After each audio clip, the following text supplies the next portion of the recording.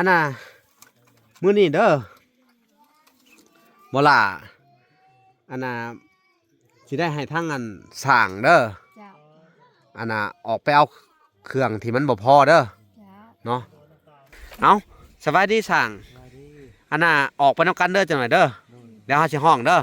เดี๋ยวเฮาสิออกไปจังหน่อยพี่น้องเอ้ยแล้วสิออกไปพบพ่อกันอยู่พุ่นแหละจังหน่อยสิซื้อข้าวของให้เพิ่นเนาะตัวที่มันบ่พอนี่แหละจะให้สร้างมาดำเนินการต่อเลยเนาะโดยเอาเนาะสิได้เฮือนละละบัดนี้อดเอาเด้ออดเอามีแห้งเลยลูกเอ้ยมีแห้งอ่ะล่ะเฮาก็มีแห้งนำนี่ได้คันฝนตกหน่อยสิอยู่ในใช่นี่นั่นแหละจังหวะสงสารทุกเจ้านั่นแหละจังหวะอันนี้มันได้เฮือนใหม่เลยสบายอดเอาก่อนเนาะทางเฮาก็มื้ออื่นนี่ก็สิบ่ได้เข้ามาอีกเพราะว่าสิไปติดตามทางกันครอบครัวชาวลีเนาะแล้วก็สิไปผูกแขนอันน่ะอีกอันนั้นเฮือนผูกเสียชีวิตเด้อ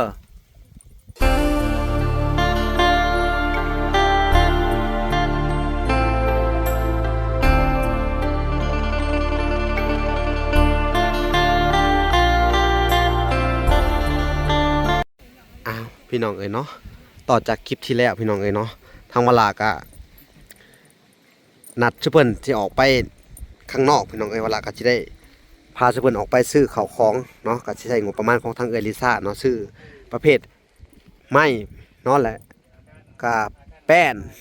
เนาะแล้วสังกะสีสิเพิ่มอีกประมาณ6แผ่นพี่น้องเอ้ยเนาะทางแม่เฒ่าไทยก็ได้หายใจโล่งแล้วบัดนี้เนาะแม่เฒ่าใครแน่บ่บาดนี้สิไปทางใดนะฮะบ่ที่ให้เจ้าเปิดเบิ่งอันนั้นอ๋อห้องเจ้าโอ้เอาพี่น้องเอ้ยขึ้นมาทางหลังคาเฮือนเพิ่นพี่อันนี้งามมะลิบัดจอดกันเลยนี่เนาะโอ้คักละบาดนี่ขึ้นมาทางพี่น้องเอ้ยอัปเดตเพิ่นนี่พออยู่แล้วพี่น้องเอ้ยแน่นหนาเทพื้นอีกวันนี้เทพื้นเสาอีกแน่นขนาดพี่น้องเอ้ยอ๋อโธ่เนาะทั้งสร้างว่าแน่นขนาดเท่าไหร่ว้าคักแบบนี้พี่น้องเอ้ยนี่เพื่อนเพิ่นนี่ใช้ได้เนาะคือว่าโอเคอยู่พี่น้องเอ้ยทั้งสร้างเห็นงามเลยเนาะผู้ที่เป็นตาแพงพี่น้องเอ้ยเพื่อนทำนี่โต๊ะเก่าเพิ่นพี่น้องเอ้ยเพิ่นกระปลูกมะพริกมะเขือต้นนี้กับแป้งเอาคือเก่าเด้อนี่อยู่ให้มันดอกเอาไม้มาค้ำเอาอะไรเห็ดชานนึ่งเข่าเอาสบายดีแม่เฒ่าสบายดีทั้งลูกสาวเพิ่นเนาะอันน่ะมื้อนี้เด้อบ่ล่ะอันน่ะสิได้ให้ทางอันสร้างเด้ออันน่ะออกไปเอาเครื่องที่มันบ่พอเด้อเนาะนี่เฮามักแต่มุ้งหญ้าแหละมันเย็นเนาะมันบ่ร้อนขึ้นมาน่ะตั้มคันมันสูงม่วนบ่นี่พี่น้องเอ้ยต่อกันเลยงามเนาะผู้ที่สำคัญเลยเนาะวันนี้ชุดเจ้าไปนอนผุนเด้อคำแล้วเด้อตัวนี้ก็เห็ดบอลขี่ไพ่เด้ออย่ามั่งเด้อคักแล้วแหละนี่กันเป็ดกันไก่มันขึ้นมาเลยตัวนี้ก็ถ้ามันดอกมันยังกะหาแนวมาค้ำคือเก่าแหละปลูกพักปลูกหญ้าอยู่เทิงมันนี่คักอะไรพี่น้องเอ้ยนี่ปักพริกกับคักเนาะจากมากอะไรพี่น้องเอ้ยบ้านนี้น้ำก็มีสะดวกสบายแหละเห็ดหัวอยู่ล่างน้ำแน่อยู่เทิงน้ำแน่เด้อพากันเห็ดเด้อเพราะอันเว้าเรื่องลูกสาวเจ้าหั่นแหละเจ้าเห็ดบ่ไว้ก็ให้ลูกเห็ดเด้อ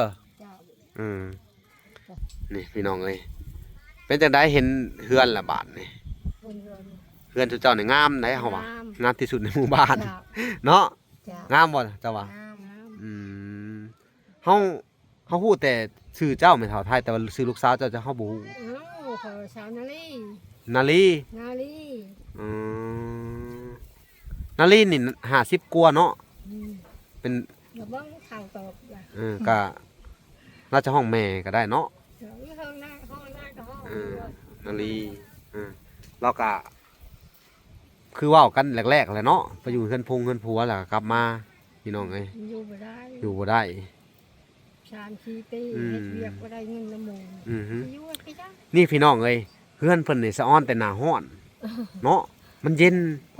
เย็นจั่วๆอยู่เนาะคักอะไรขนาดมัน ตาม สู้ ตัว นี่ นี้ โอ้ยโว้ยเลยนะลงอยู่ที่ม่วง ทั้งสร้างกันนี่พี่น้องเอ้ยเอาสบายดีสร้างอันน่ะออกไปนำกันเด้อจังหน่อยเด้อเดี๋ยวเฮาสิห้องเด้อเดี๋ยวเฮาสิออกไปจังหน่อยพี่น้องเอ้ยแล้วสิออกไปพบพ่อกันอยู่พุ่นแหละจังหน่อยสิซื้อข้าวของให้เพิ่นเนาะตัวที่มันบ่พอนี่แหละสิให้สร้างมาดำเนินการต่อเลยเนาะโดยเอาเนาะสิได้เฮือนแล้วล่ะบัดนี้อดเอาเด้อ จ้ะ อดเอา ไม่แห้งเลยลูกเอ้ย มีแห้งเอาล่ะเฮาก็มีแห้งนำ นี่จะให้คันปนโตหน่อยสิอยู่ในใช่นี่ นั่นแหละจังหวะ บ่อยู่ สงสารเจ้านั่นแหละจังหวะ อันนี้มันได้เฮือนใหม่เลยสบายอยู่ งดเอาก่อนเนาะทางเฮากะมื้ออื่นนี่ก็สิบ่ได้เข้ามาอีกเพราะว่าสิไปติดตามทางกัน อืม ครอบครัวชาวลีเนาะ จ้ะ แล้วก็สิไปผูกแขนอันน่ะอีกอันนั้นเฮือนผูกเสียชีวิตเด้อแม่เฒ่า ปองหรือยัง จ้ะ ผู้ที่อ้าข่อยน่ะสิไปผูกแขนลูกหลานเพิ่นอีกลูกเพิ่นอีก เจ้า จ้ะ แล้วก็สิได้เข้ามาอันยามใดเด้อ บ่ไปก็บ่มากับย่าลูกเอ้ย อืม มันอยากมันข่าวอยากหลา ใน ย บ้านนั่นละแอนบ่ เพราะว่าเพิ่นควบ3มื้อแล้วก็ผูกแขนเพราะว่า หาผ้ามันก็ยาก อืม เจ้า หาผ้ามาสวดมาหยังหั่นนะ อืม แลนเพื่อเพิ่นสิเว้าพระมาได้เพิ่นว่าก็ต้องให้รอให้พระว่างก่อนเพิ่นว่า จังหวะ เนาะทั้งรอให้ทั้งอันยะพอเพิ่นว่างก่อนเพิ่นจะสิเก็บเฮ็ดบุญเฮ็ดหยังหั่นน่ะ เฮ็ดบุญขอมบ่ อ่าถ้าว่าพระบ่ว่างเพิ่นก็บ่ทันได้เฮ็ดเพิ่นว่า อืม อืมเนาะ แบบนั้นแหละสบาย อืม สบาย เฮ็ด กว่า สบาย ทุกเจ้าก็อดใจรอเอา โอ้ สู้ๆไป ได้เลยลูกเอ้ยบ่พาปานใดดอก อืม ได้พอแห้งละ เป็นได้น้ำระดงกระดานกินหั่นบ่อย่างนี้ กิน เนาะ กิำมได้ อันนี้น้ำมาด้านเบิดบ่อนนี่ฮะ เจ้า เจ้า อ๋อบ่ได้ไปหาบไก่แล้วบัดนี้เนาะ บ่ คันขี้คร้านจะไป เออ กินน้ำตัวนี้แหละ เออ น้ำมันสิกุ้ยแหละมันหึงนะ ชาวบ้านนี่เขตนี่มาใส่น้ำเจ้าเบิดเลย เจ้า อ๋อจักหลังคาเฮือน เดี๋ยว1 2 3 4 5 6 7 7เนาะ 7หลังเฮือนชุมนี้เขาตักอยู่พุ่น 7หลังคาเฮือน 7หลังคาเฮือน มาใส่น้ำน้ำบ่อนเดียวกับเจ้านี่ได้ เจ้า เอาบ่เป็นหยังเอาบุญเอาทานนำกันเด้อ เจ้า ผู้ใหญ่เพิ่นที่ช่วยเหลือเพิ่นก็โอ้ยเห็นแล้วเนี่ยเพิ่นก็ อืม สิดีมุกดีใจนำชาวบ้านอันได้ใส่น้ำเนาะสะดวกสบายขึ้นเนาะอันนี้ก็คือว่าเป็นการช่วยเหลือที่ถูกต้องพี่น้องเอ้ยคือชาวบ้านเพิ่นลำบากอะไรในเขตนี้เนาะ ลำบากอั แล่นแค้นเนาะ อืม เจ้า ก็ช่วยให้เพิ่นมีน้ำมีในก็ขอให้ทั้งพ่อตู้แม่ตู้ทั้งเอยลิซ่าเพิ่นเปรียบเสมือนสายน้ำเนาะให้เพิ่นอยู่สุ่มกินเย็นเนาะ ให้ลำให้รวย โดย ช่วยคอยกัน โดย เบิ่งแย่งคอยกันให้มันให้ยืนเด้อ สาธุให้มันให้ยืน ให้ได้คนไทยมามีให้ สาธุ ลำให้รวยกว่าเก่า โดย ให้หั่งให้มีกว่าเก่าให้มันให้ยืนเด้อ สาธุสาธุเนาะ สาธุเด้อ สาธุแล้วจังหวะดีมุกดีใจนะทุกเจ้าเนาะ ไปน้ำเพื่อนและเพื่อนมาช่วยโต อืม โตก็อยู่ไปเพราะท่านแหละ โดย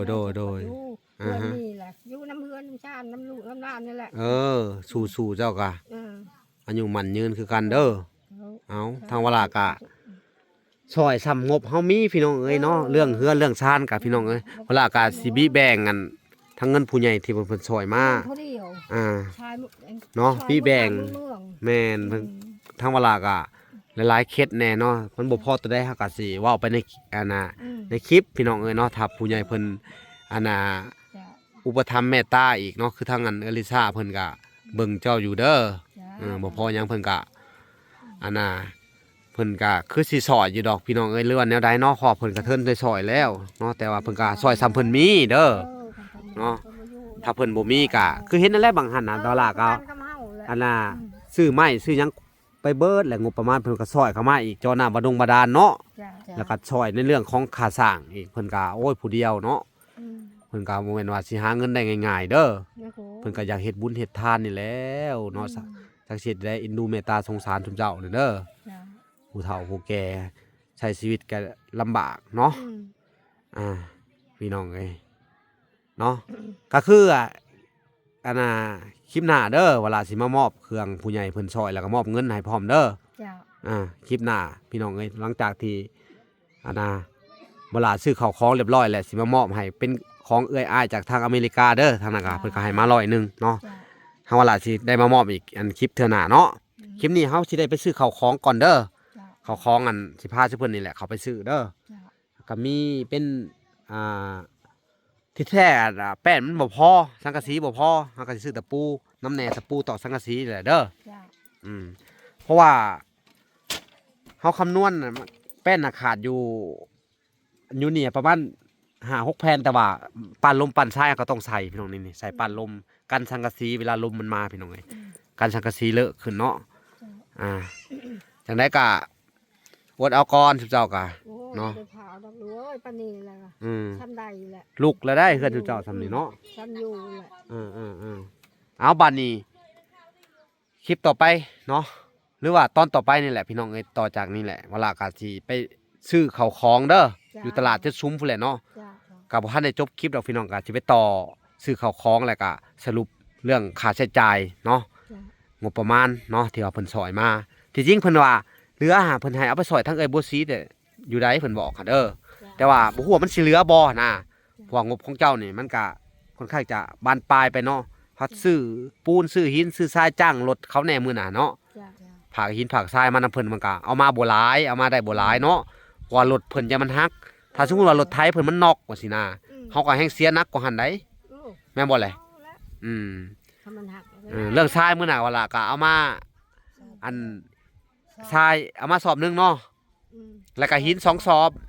แล้วก็ปูน2สอบก็โอ้ยปูนนี่ ปูนี่พอ ปูนนี่100โลเลย2สอบอะบัดนี้หินอีกสอบหนึงก็100กว่าโล อืม บัดนี้2สอบมันเป็น300 400เฉพาะอันน่ะ3-400กิโล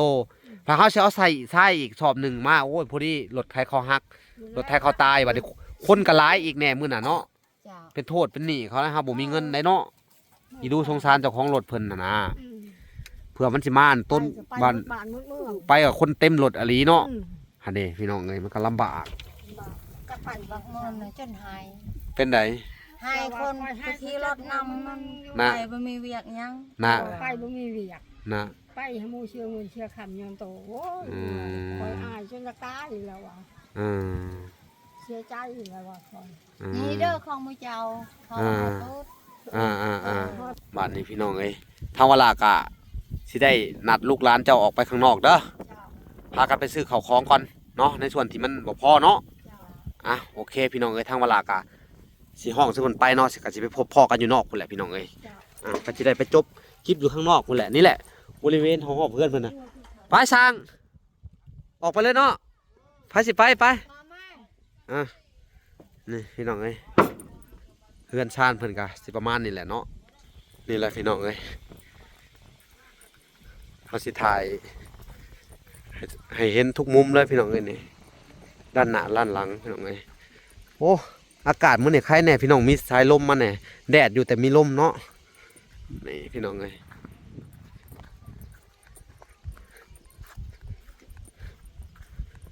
นี่เอาโอเคบัดนี่พี่น้องเอ้ยทางเวลากะสิได้ออกไปซื้อข้าวของให้ซื้อเพิ่นเนาะแล้วก็สรุปจำนวนค่าใช้จ่ายเนาะพี่น้องเนาะโอเคไปพบพ่อกันอยู่นอกเลยพี่น้องเอ้ยหลังจากที่นัดกันไว้เนาะก็มาฮอดจุดซุ้มพี่น้องเอ้ยทางเวลากะสิได้ไปซื้อน้ำมูกน้ำมันก่อนพี่น้องเอ้ยน้ำมันนี่จักลิตรนะบอกกันนะ10 ลิตรเนาะแล้วก็ลีนอีกอันนี้เต็มตุก5 ลิตรเนาะแล้วก็เล็กสีเนาะแล้วก็สังกะสีอีกเนาะไปจะไปเบิ่งไปทหารพุ่นแหละปั๊มน้ำมันไปโอเคพี่น้องเอ้ยเอาแล้วนะรถจักรเจ้านี่เอาไปแล้วพี่น้องเอ้ยเดินทางมาฮอดปั๊มเลยนี่ลิตรเลย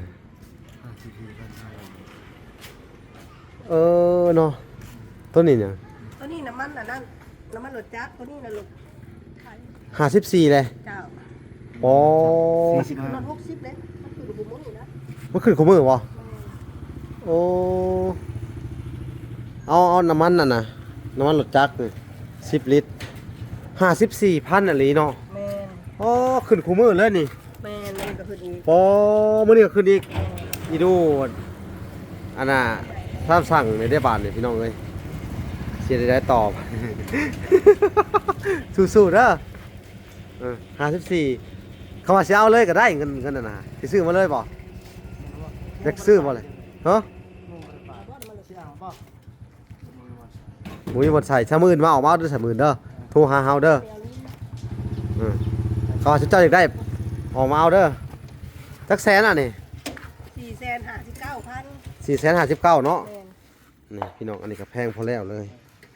ว้าวโทษเปล่าอันนั้นดินดำพร้อม เอออันเจ้าอยากได้หยังสั่งกำลังก็ได้เดี๋ยวเขามาจ่ายทีเดียวอันนี้459,000 เด้จะเอาอยู่ไหนอยู่ไหนอันนี้เราอยู่นอกจ่ายอยู่นอกอันนั้นเราจ่ายอยู่ไหนจ้า อันนี้ แม่น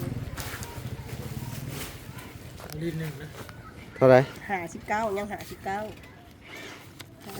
ทอน41แม่นบ่ เออ ก่อนเนาะ 41 พันหนึ่ง โอเคพี่น้องเลยเดี๋ยวจะไปจ่ายค่าลิ้นดำอีกพี่น้อง นี่นำจ่ายอยู่ไหนได้60ประเด้เย็นเอาอยู่ตุกนะเด้ นี่อร่อยนะ เลือกให้เย็นนะ ลิ้นดำอ่ะเต็มน่ะ60เนาะโอเคเออฮะป๋องหนึ่งอะนะโอ้แพงเนาะนี่ก็ได้เอา2ป๋อง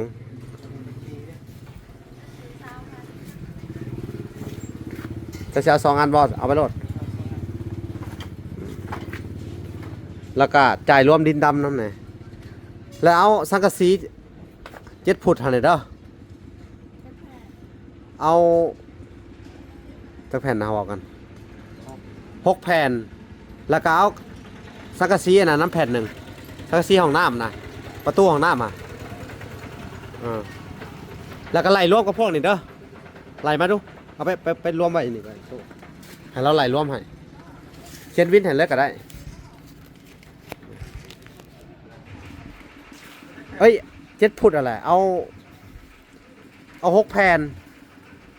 สังกะสีนี่น้ำแผ่นหนึ่ง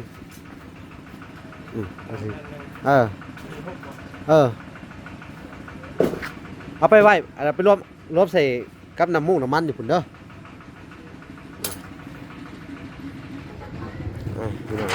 อันนี้ก็คือสังกะสีประตูเนาะมัดให้เราแน่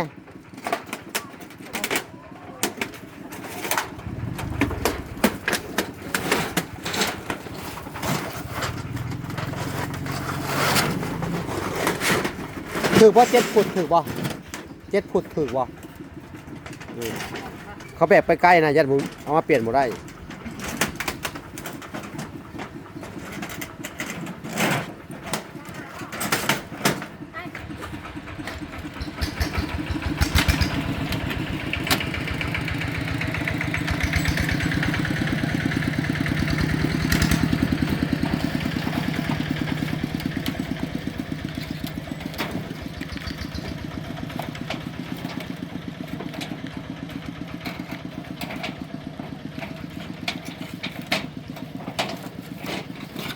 เท่าไหร่น่ะ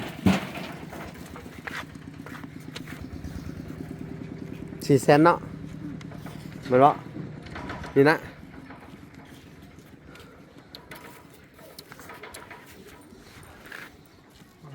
นี่อันน่ะ2 ทียังไปเอารถเด้อ2 ที 7 ฟุต 6 แผ่น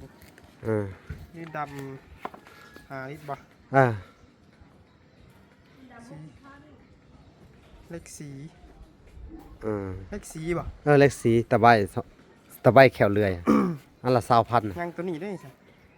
ยังสังกะสีแดงสังกะสีแดงมันจดเลยจดมาผู้ที่500,000เลยบวก60สังกะสีแดง500,000เนาะน้ำมันอันน่ะอีก451,000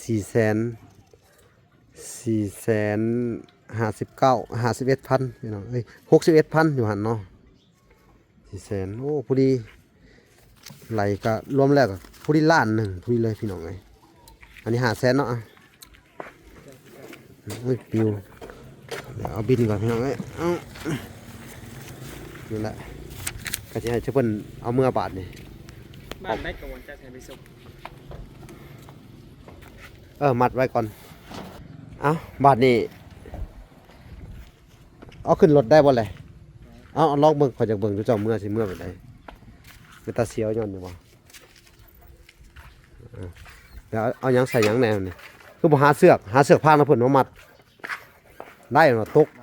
ตกแตกทางได้ซะอันนี้ได้ซะใส่กระตาบ่ฮะโอ้ตะปูอีกอ่ะลืมเลย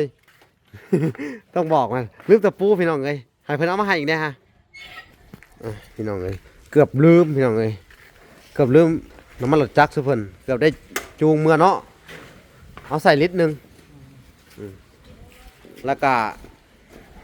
ตะปูบัดนี้พี่น้องเอ้ยสิจ่ายผู้ที่ล้านกว่าเนาะก็ต้องขอบคุณทางเอยลิซ่าพี่น้องเอ้ยอันนี้กับเส้นงบประมาณของทางเอยลิซ่าเนาะ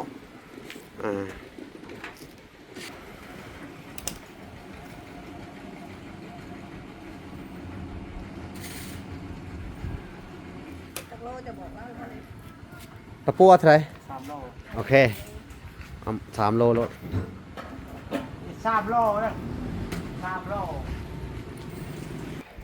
บาทเลยสิจ่ายทั้งค่าน้ำมันและก็ตะปูนั่นเนี่ยเท่าไหร่น่ะปูพี่น้องเลย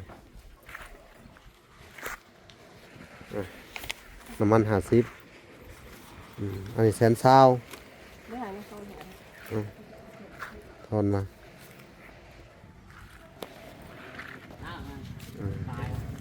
โอเคพี่น้องเลยเอา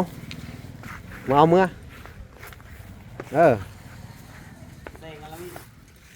ใส่หน้าได้ป่ะ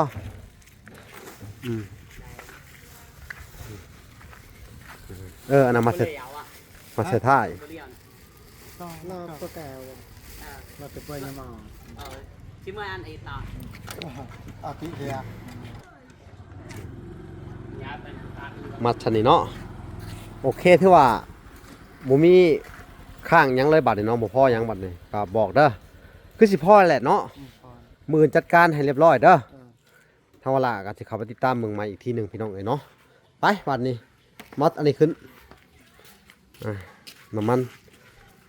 น้ำมันก็400,000ปลายพี่น้องเอ้ย469ทอน41400,000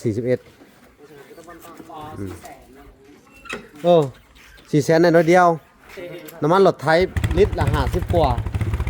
ลิตรละ54,000ทั้งสั่งข้างโอ้ยังเลยมีน้ำมันขับรถเอาไปละบาทเลยพี่น้องเอ้ยโอเคพี่น้องเอ้ยทางเวลาก็จะเข้าไปติดตามเพิ่นใหม่เนาะพบพอกันใหม่อีกคลิปหน้าพี่น้องเอ้ยคลิปนี้กะขอกล่าวคำว่าสบายดีเด้อและสวัสดีพี่น้องเอ้ยพบพอกันใหม่คลิปหน้าบ๊ายบาย